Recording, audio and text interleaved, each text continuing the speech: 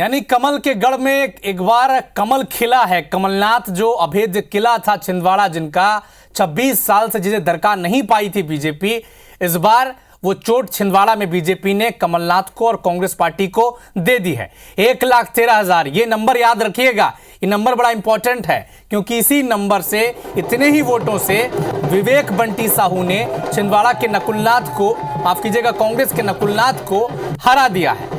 ये गढ़ माना जाता था जहां से 45 साल तक कमलनाथ सांसद रहे, अलकानाथ सांसद रहे, उनके बेटे 5 साल से सांसद रहे। लेकिन इस बार नतीजा ये रहा कि 1,16,000 वोटों से कांग्रेस पार्टी चुनाव हार गई। कांग्रेस पार्टी अपना किला बचा नहीं पाई। कमलनाथ छिंदवाड़ा का जो अभेद किला था उस पर अब बीजेपी ने सेंधमारी कर दी है और हार हुई। और हार के बाद कांग्रेस नेता कमलनाथ और उनके बेटे छिंदवाड़ा पहुंचे। क्या कुछ कहा उन्होंने, सबसे पहले आपको एक प्रतिक्रिया सुनाते हैं।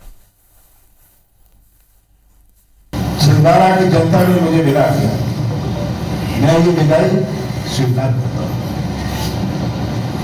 पर मेरा आप सबसे सवाल कभी नहीं हिलेगा।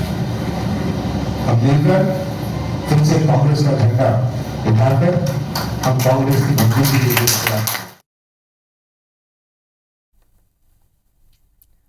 तो कहा कि हार गए हैं लेकिन छिंदवाड़ा छोड़कर जाएंगे नहीं, दिल्ली नहीं जाऊंगा, छिंदवाड़ा में ही रहूंगा, संघर्ष करूंगा। 2023 के विधानसभा चुनाव में जब बीजेपी अप्रत्याशित रूप से 163 सीटें जीती थी, तब भी छिंदवाड़ा की 7 विधानसभा सीटों पर कांग्रेस ने परचम लहराया था। लेकिन कांग्रेस इस हारी हुई बाजी को जीतने के लिए फुल प्रूफ प्लान बनाकर लोकसभा चुनाव में उतरी थी। अब हम आपको बताएंगे कि बीजेपी ने छिंदवाड़ा में आखिर जीत हासिल कैसे की, कैसे इस अभेद किले को भेद दिया। तो ग्राफिक्स के जरिए आप समझें, कमलनाथ के नजदीकी नेताओं को तोड़ा, चाहे वो सैयद जाफर हो, चाहे वो कमलेश शाह हो विधायक, कई कांग्रेस विधायक समेत कार्यकर्ता भारतीय जनता पार्टी में शामिल हुए। कैलाश विजयवर्गीय, जिन्हें मध्य प्रदेश बीजेपी का चाणक्य माना जाता है, वो लगातार महाकौशल में और खासकर छिंदवाड़ा में डटे रहे। मोहन यादव, मुख्यमंत्री ने ताबड़तोड़ रैलियां की। संगठन और केंद्रीय नेताओं ने जोर लगाया। अमित शाह की रैली आपको याद होगी, रोड शो किया था। युवा विवेक बंटी साहू पर भरोसा जताया। चुनाव हारने के बाद भी इस चेहरे पर दांव खेलती रही बीजेपी। बड़ी बात यह कि युवाओं पर भरोसा बरकरार रखा भारतीय जनता पार्टी ने। कई कांग्रेस के विधायक, पूर्व सांसद, महापौर, आपको याद होगा जब चुनाव चल रहे थे तब छिंदवाड़ा के जो महापौर थे उन्होंने भी मोह भंग हो गया था उनका, कांग्रेस पार्टी से बीजेपी में चले गए थे। हालांकि देर सवेरे उनकी वापसी हुई, लेकिन तब तक माहौल कुछ और हो चुका था और नतीजे जब आए तो साफ हो गया कि 1,16,000 के वोट कम पड़ गए नकुलनाथ को। लेकिन हुआ तो ये कि नकुलनाथ अपना किला बचा नहीं पाए। कमलनाथ की प्रतिष्ठा इससे सीट पर दांव थी। लेकिन क्या ये सब बीजेपी की मजबूत पॉइंट्स है? क्या कांग्रेस ने कोई गलती नहीं की? क्या गलतियां की कांग्रेस ने, आइए आपको बताते हैं। तो बीजेपी क्लीन स्वीप कर चुकी है, छिंदवाड़ा का गढ़ टूट चुका है। लेकिन क्या कमलनाथ ने खुद को आगे रखकर चुनाव लड़ा? बेटे नकुलनाथ और बहू प्रियानाथ प्रचार करती रहीं। कांग्रेस का कोई बड़ा नेता चुनाव प्रचार करने नहीं पहुंचा। हमारे खास कार्यक्रम face to face Madhya Pradesh में हमने कई बार यह सवाल पूछा कि क्यों जो दिग्गज नेता हैं वो छिंदवाड़ा जा नहीं रहे हैं। बीजेपी में शामिल होने की कथित खबरों ने भी कांग्रेस कार्यकर्ताओं को कंफ्यूज किया। आपको याद होगा कि नकुलनाथ और कमलनाथ मार्च में दिल्ली चले गए थे। अटकलें लगाई जा रही थी कि कमलनाथ भारतीय जनता पार्टी में शामिल हो जाएंगे। फिर ट्विटर हैंडल से कांग्रेस का जो बायो था वो हटा दिया गया और एक वर्कर लिखा गया, इंडियन लिखा गया। इस पर भी सवाल उठे गए। तो क्या केवल ये कहने से काम चल जाएगा कि कांग्रेसियों को तोड़ दिया गया? और क्या कमलनाथ ने कोई रणनीतिक भूल छिंदवाड़ा में की नहीं है? ये कहना गलत होगा क्योंकि कई ऐसे मैसेज गए हैं, चाहे वो कमलनाथ के भारतीय जनता पार्टी में शामिल होने की खबरें प्रचारित की गई हों। क्या इससे जनता और कांग्रेस के कार्यकर्ता ही कंफ्यूज हुए हों? क्या प्रचार में बड़े नेता छिंदवाड़ा नहीं पहुंचे क्योंकि बीजेपी के तो नेता ताबड़तोड़ रैली कर रहे थे?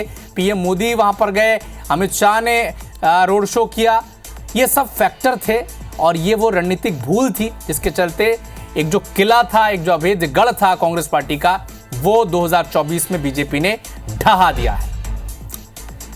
लेकिन जीत का सेहरा बंधा है भारतीय जनता पार्टी के नवनिर्वाचित सांसद छिंदवाड़ा से विवेक बंटी साहू पर। क्या कहा उन्होंने, सुने आप एक बार। पिछले 42 वर्षों से ये छिंदवाड़े को लूटते और छलते हुए आए थे। एक ऐसे व्यक्ति को अपने परिवारवाद की राजनीति के तहत अपने बेटे को इन्होंने जिले का सांसद बना दिया था। छिंदवाड़े की जनता ने मोदी जी के साथ में आकर के, जो मोदी जी का गरीब कल्याण और जन कल्याण की योजनाएं और मोदी जी का जो संकल्प है विकसित भारत, आत्मनिर्भर भारत, उस संकल्प में अपना साथ दिया। तो उत्साहित हैं, प्रधानमंत्री मोदी को श्रेय दे रहे हैं, भारतीय जनता पार्टी की रणनीति पर गर्व है उनको। लेकिन देश की बात करें तो लोकसभा चुनाव के नतीजे भले ही बीजेपी की अपेक्षा के अनुरूप नहीं आए हों, लेकिन मध्य प्रदेश में बीजेपी ने एक रिकॉर्ड बना लिया। पहली बार बीजेपी ने क्लीन स्वीप कर प्रदेश की सभी 29 सीटें जीत ली हैं।